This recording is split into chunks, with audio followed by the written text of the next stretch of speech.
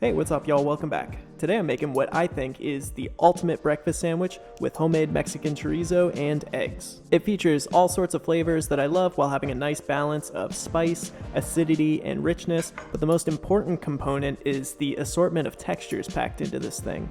It's fluffy, crunchy, gooey, crispy, just about any adjective you could think of works to describe this sandwich. In order to get everything working in harmony with one another, I've come up with a not too complicated but very specific procedure that I think yields perfect results. So let's get into it.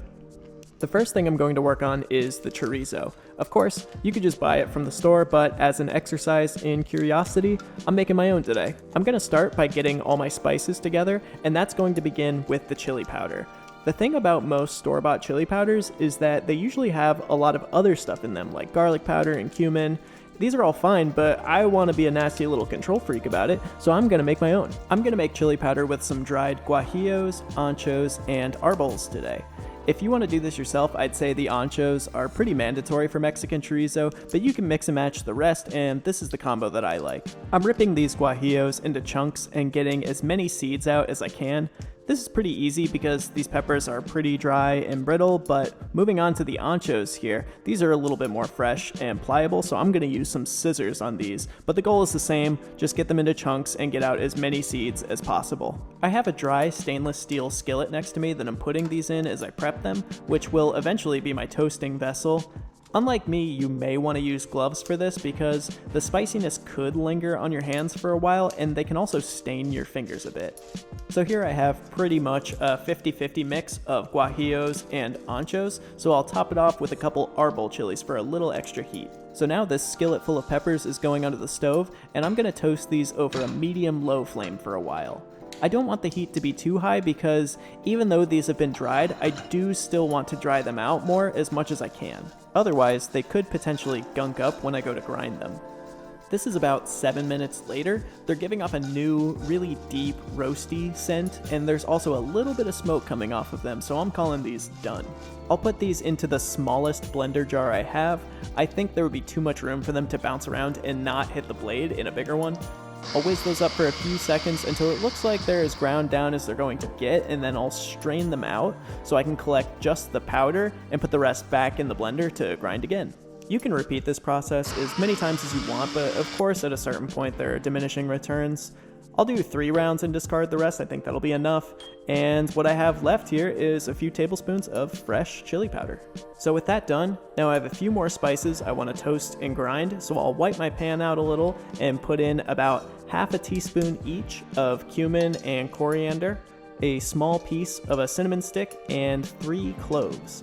It's the same drill as always with these. Swirl them over medium-high heat until they smell good and I see the first tiny wisp of smoke.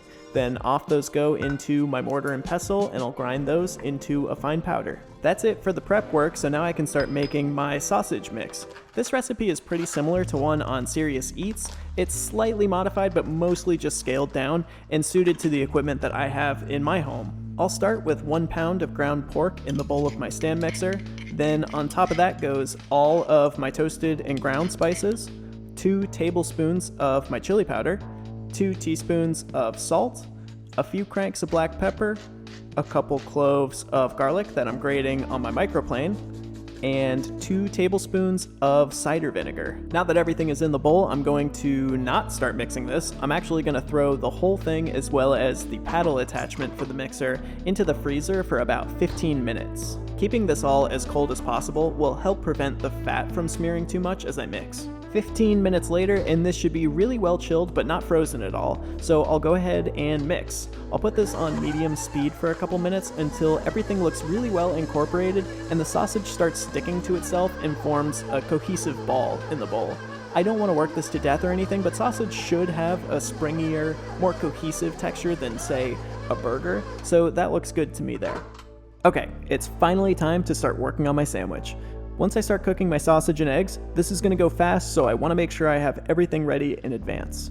First, I'll throw half a tablespoon of butter in my cast iron skillet to start melting over medium heat so I can start toasting my bun. I'm using just a halfway decent store-bought brioche bun, but you can use whatever bread or roll you like. While that heats up, I'll prep an avocado. Just gonna scoop this all out into a dish and season it with salt and pepper. Don't need to add too much extra flavor here, I'm really just after the creamy texture. Once that's mashed pretty well, I'll set it aside. And my butter is melted now, so I'll get my bun toasting. I like to give those a good swirl so that I get even butter coverage on the toasting surface. And while that goes, I'll prep my eggs. I do have one little trick here that will help us get perfect, fluffy results. I'll season those with salt and pepper, and then I'll make a little cornstarch slurry. Into this little dish, I'll put roughly a teaspoon of cornstarch and a tablespoon of water. Once that's combined, I'll start scrambling my eggs with seemingly no concern for what I just did with the cornstarch. Will I remember what I was doing? Those eggs are getting pretty well mixed. Am I really just gonna undo the whole point I was making because I spaced out? Come on now, you can do it. There he is. Okay, good. Adding maybe a teaspoon of that, not a ton, but the cornstarch helps the eggs retain moisture, so they will come out more tender and fluffy. My bun is toasted now, so I'll take that out and wipe out any leftover butter from my cast iron skillet. I'm gonna reuse it, and it's gonna get really hot, so that butter would just burn if I left it. I'm getting about 3 ounces of my chorizo and rolling it into a ball, then I'll place that on a little parchment square, which will come in handy later. So now this is where the technique is going to get really specific. I've done it this way because there's a really small window of time where the sausage and egg are cooked perfectly, so the order of operations is really important here. I have 2 skillets now. The cast iron is over high heat and the small non-stick skillet is on medium heat. You may want to use medium-low heat, but for me it's on a pretty small burner on my stove, so medium should be good. I'm going to put about a tablespoon of vegetable oil in there and let those preheat for about 5 minutes. So here we are a few minutes in the future, my cast iron is smoking and my oil is shimmering, so we are ready to go. First step, get the sausage in the cast iron. Try to pick it up with the parchment because you won't have time to wash your hands after doing this.